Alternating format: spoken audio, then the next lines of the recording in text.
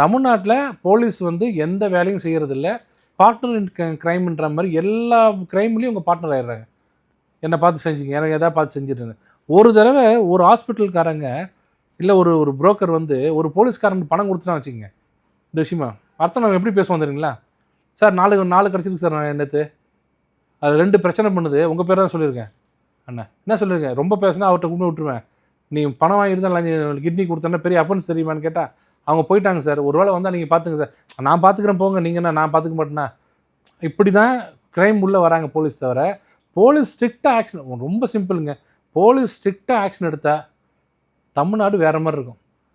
ஆனால் இன்றைக்கி நடக்கிற ஆட்சியில் போலீஸ் மேலே பயம் இல்லை, போலீஸ் தான் நம்பர் 1 பார்ட்னராக இருக்கிறாங்க எல்லாத்துலேயுமே. ஒரு இது பப்பு நடத்துகிறியா, என்னை கவனிச்சிரு, கொக்கைன் போடுறீங்களா எங்களை பார்த்துக்குங்க, நான் கஞ்சா வைக்கிறவங்க அடையாளம் சொல்கிறேன், வீடு சொல்கிறேன், விடுங்க சார் பார்த்துக்கலான்றாங்கன்னா என்ன அர்த்தமாக இருக்கும்? என்ன அர்த்தமாக இருக்கும்? வேறு என்ன இதுவாக இருக்க முடியும்? இதுதான், வேற ஒன்றும் இல்லை. ஸோ தமிழ்நாடு பொறுத்த வரைக்கும் இது வந்து ரொம்ப நாள் நடக்குது. கவர்மெண்ட் நினச்சிருந்தாங்கன்னா, போலீஸ் நினச்சிருந்தாங்கன்னா முளையிலே கிள்ளி எறிஞ்சிருக்கலாம்.